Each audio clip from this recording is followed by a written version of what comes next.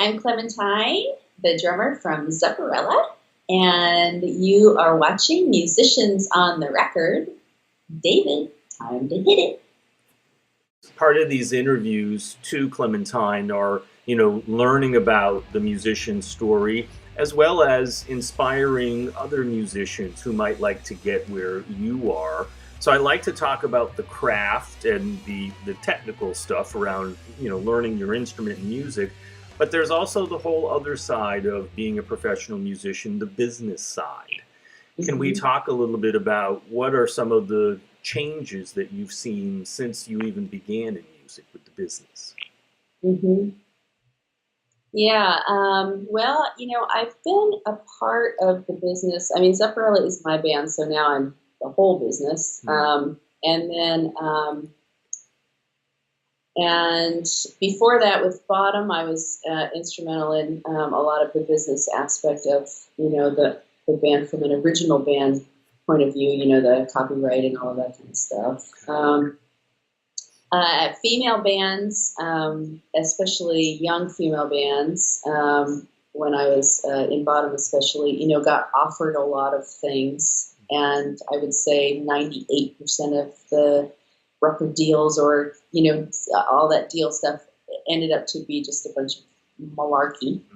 So I ended up learning a lot about kind of, hearing what people are really saying. Okay.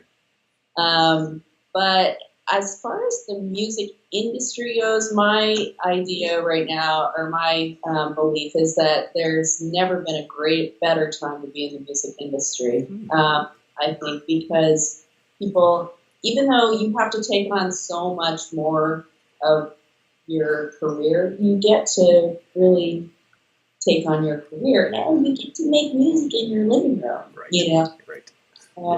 Yesterday I recorded in this spot actually with Daniela Guitardo, and Gretchen filmed us, and we recorded a couple of little jazz songs, and that'll become something that a bunch of people can see, and I think it's marvelous, and so many people have such creative, amazing ideas, and music just keeps moving forward in all of these really exciting ways. So that whole the music industry is dead. Well, industries are dying that weren't serving their purpose anymore. It was a rare band that got to be,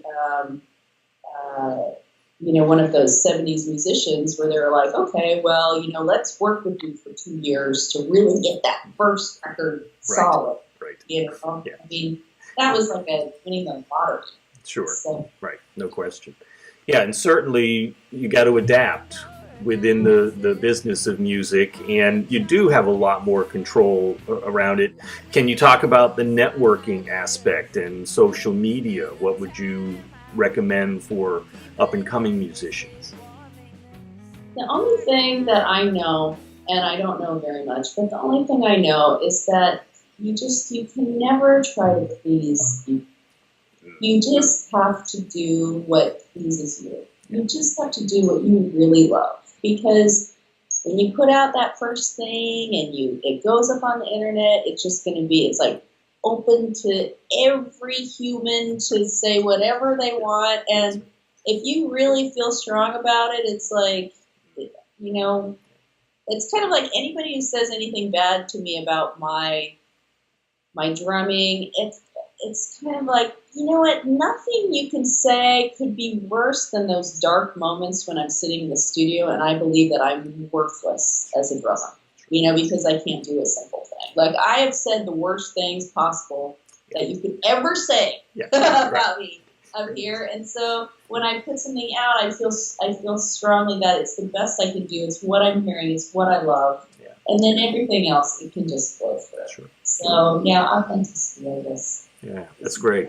And I've talked to different people about some of that, those doubts, those are challenges. How do you fight that itty-bitty shitty committee that can sit on your shoulder there and say those things? Yeah, that's a good question. Well, along with all of the other stuff that has gone into my music career, I've been a kind of a hardcore meditator for 30 years.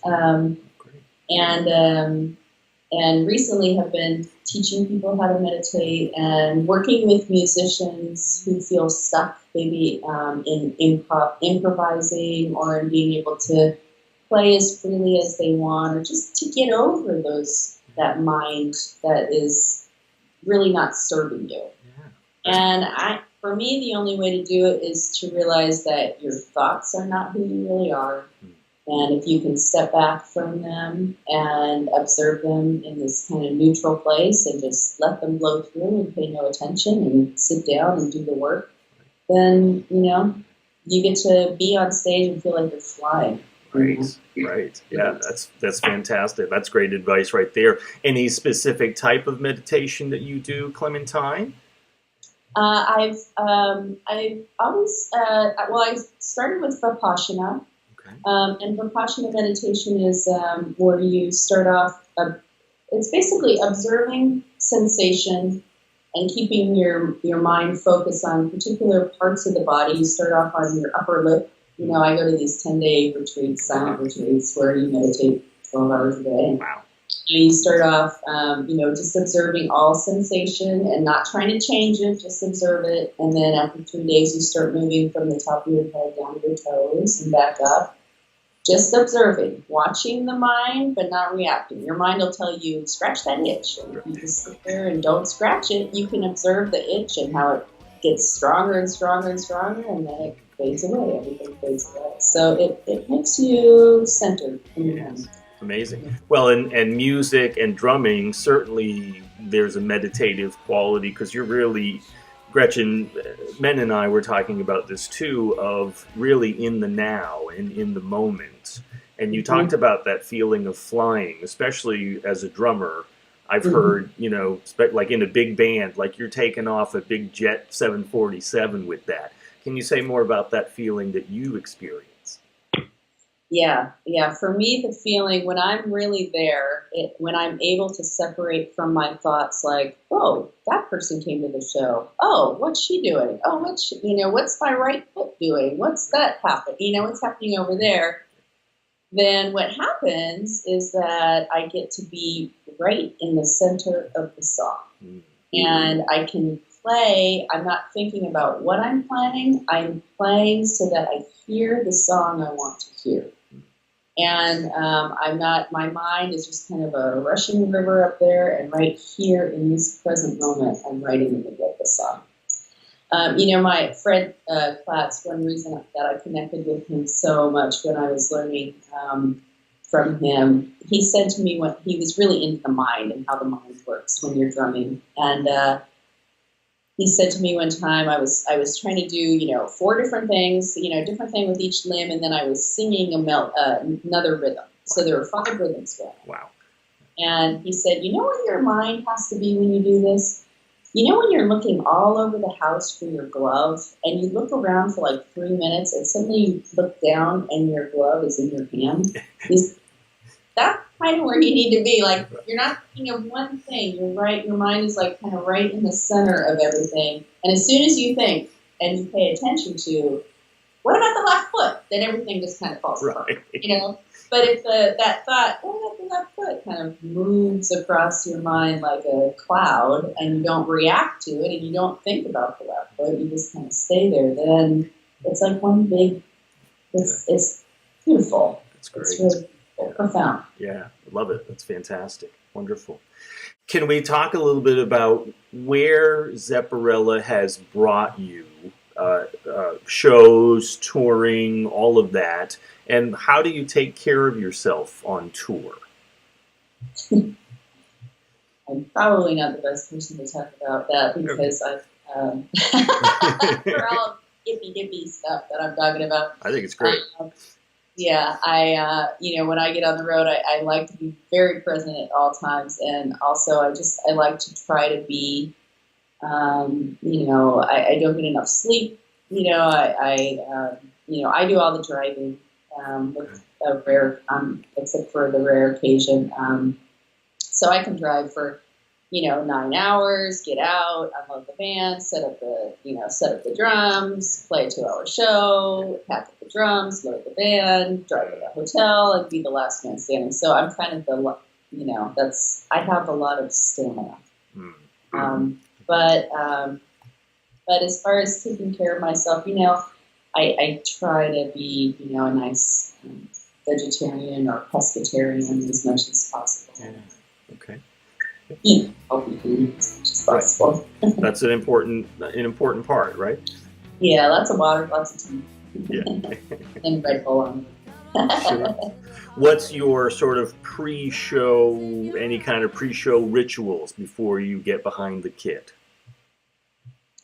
Well, one thing is that I can't eat too close to a show. If I eat too close to a show, it's just going to be misery for me. And then, but beyond that, it's really like to try to get some kind of peace and quiet where I can kind of sit quietly, stretch out a little bit. I try to remember to bring my sticks back with me and warm up my hands. And I like to air drum. I'm a big fan of air drumming with the sticks in my hand and walking around the room and just kind of like going through the songs that way. That's great.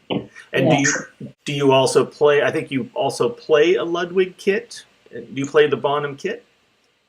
No, I play a 73 Ludwig kit. Okay. It's a 24, 13, 18, and 20. Okay. No, 24, 14, 18, and 20. The 20 I don't bring out as much anymore, so it's really an 18 and an 18. But the second 18 is my Vistalite. So I have a 73 wood Ludwig, and I have a 76 Vistalite, red Vistalite kit.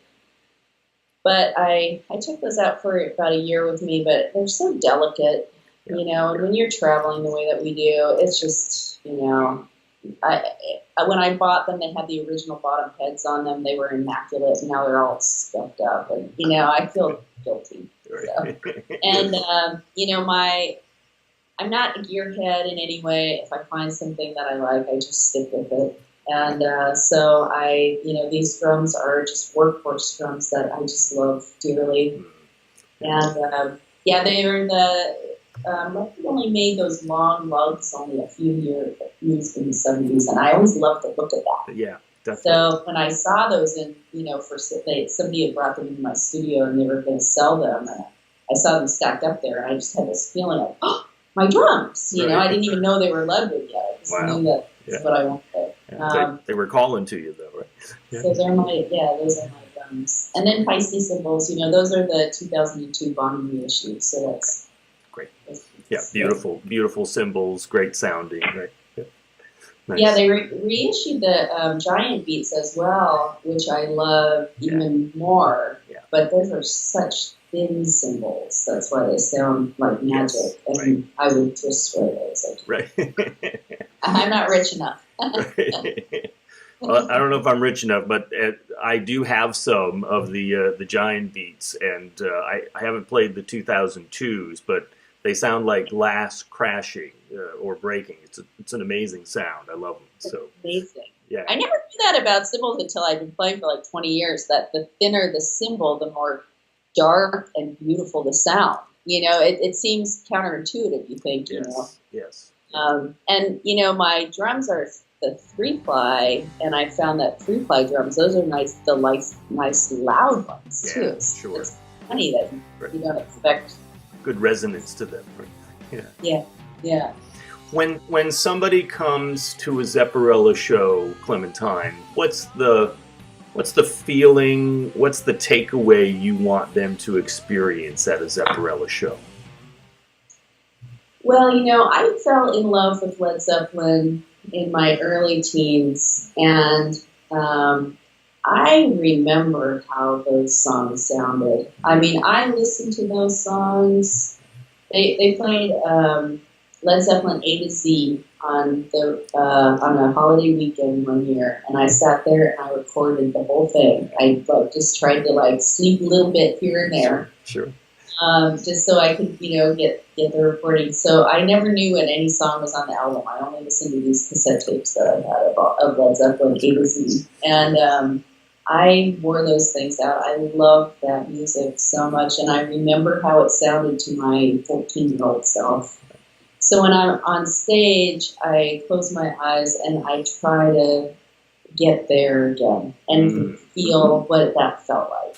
And all those moments of my early life and Zeppelin behind it, and so that's what I want people to feel, because this is music that has been with people at the darkest and happiest times of their lives, and that's why they want to go see a tribute band play Led Zeppelin, and they want to close their eyes and kind of remember those moments, and that feeling that you felt. Like, I remember hearing Stairway to Heaven, and it was just like music that had come down from the sky. Right. Like, it was just so epic. From heaven, right? Yeah, amazing. Yeah. Yeah. Or Immigrant Song was just like, it was terrifying to me. It just seemed so incredible. Now you hear it, and you've heard so much, your hearing is so, muffling. You love it, but it's not as just. Right. So when I play, I try to play it the way I remember it, not the way, I might hear it today. Amazing. So Zepparella shows tend to be a lot of people who really connect with those old things and those old times. And so I think there's a lot of joy in the audience. People come up and definitely. Yeah. Zeppelin music brings a lot of joy, right? Whoever is playing it. So, yeah. It should. If it doesn't, right. It's Right, exactly. And any gigs or shows that are highlights that come to mind for you from the Zepparella touring? Well, the last epically wonderful one was when Steve Vai sat in with us, a couple of weeks ago in Malibu at the Malibu Guitar Festival. He came in and he was just like, whatever. It's so wonderful to meet people who are exactly like who you would hope that you would, how you would want to come across. He came in, we had practice with him the night before because he was going to play 5 songs with us. Oh, wow. And so he came in and he knew everybody's name, and he was, real excited to play the songs. And then we finished, running through the songs. He was just so present with everything. And then at the end, he said, "So what are you guys going to do now? Jam?" And we were like, "Well, yeah, you want to jam, Steve?" And he was like, "Yeah." And he got real excited and we added another song. And, that's great.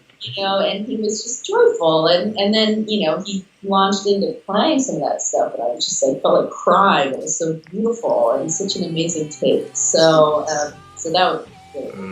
Yeah, that sounds amazing. Obviously, as a drummer, that can take a toll on our body sometimes, and I've talked with folks who've had some, injuries here and there. Any injuries for you drumming? Not from drumming specifically. I was in a scooter accident a couple years ago and crushed my shoulder. Oh, no.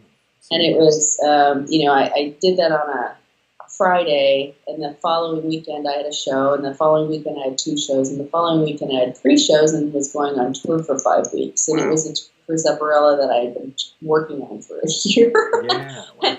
In the hospital they said, "You do what? No, you're not playing drums for like 6 weeks, And I said, that's just not going to work for me. So I got my hippie army together. I went to my Rolfing bodywork guy, and he's a Buddhist monk, and he just, the next day, just put his hands right into that shoulder and got it working, and acupuncture in Chinatown, and energy work, like energy healing, getting out all of it and whatever caused the accident. And next weekend I take my arm up and play, from here down, and then was, able to do it. So, occasionally the shoulder will get sore, but it really is about, I did change the way I played a little bit. I used to lift the shoulder up a lot, like this. Mm-hmm. Now it's a lot more, kind of like with the body I'll do it.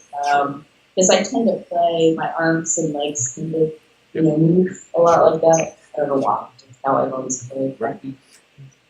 And then also finding a way to whip the stick down rather than basically loose. Yes. Trying to, I think, especially during those Zeppelin shows are so long, and I really try to give it my all the whole time. So it really is about breath work, like trying to, when I can, like, take deep breaths, imagining the breath like moving to the tips of my fingers and toes, making sure that cymbals aren't set up too far away, just trying to keep everything really ergonomic around. And I think that saved me. Yeah. It's great. And the breathing, I think, is so important, right? We forget to do that. Yeah, when we're tired or anything, all we do is keep clenching, clenching, clenching, clenching, clenching. And then, of course, we get injured because it's like, hard things on hard things rather than like a nice fluid whipping type motion.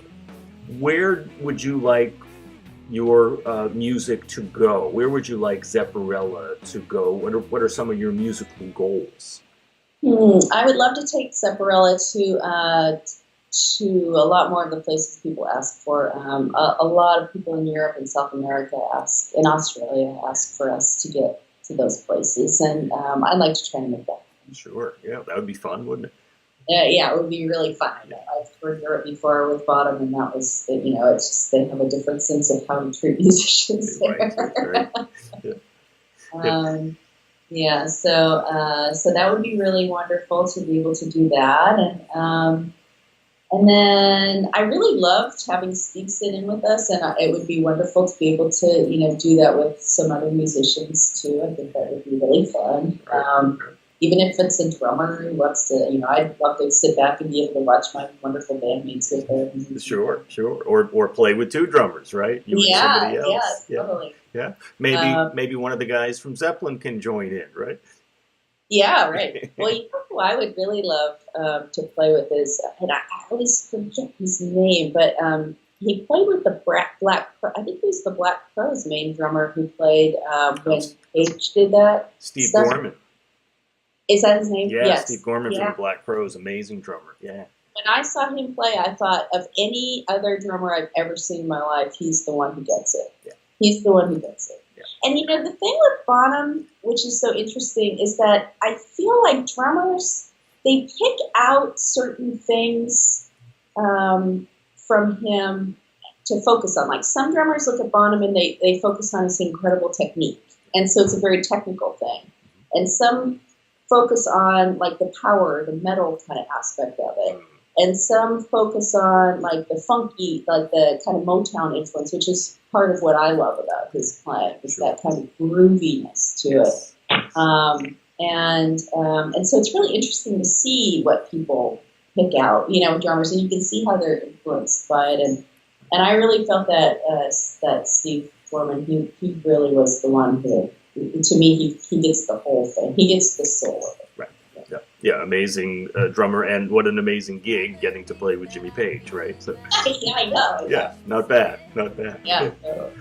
So Clementine, for people who might be watching this in the future, maybe a couple of things, the sort of top advice that you might give them for musicians or people that would like to get to where you are in your career. I mean, you're making a living by playing music and making people happy.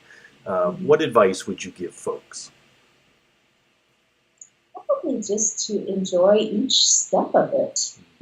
Put everything that you have into it, and without a grasping way, without thinking that this has to happen, otherwise I'm going to give it up, or I haven't become a success. All of those things, like really listen to those things that we hear.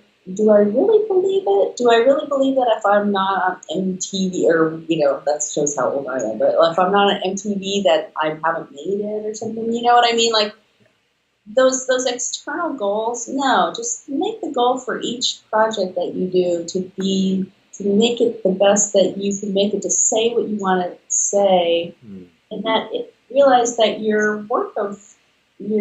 it's the work of a lifetime. And this is, it's kind of like the legacy of you moving through knowing yourself more and more and more as life goes on. Each thing deepens, and it's joyful. It's a joyful thing. Life is joy. It's not. Beautifully said. Wonderful. Clementine from Zepparella, thank you so much for being on Musicians on the Record today. Thank you so much. What a wonderful interview. I'm wishing for the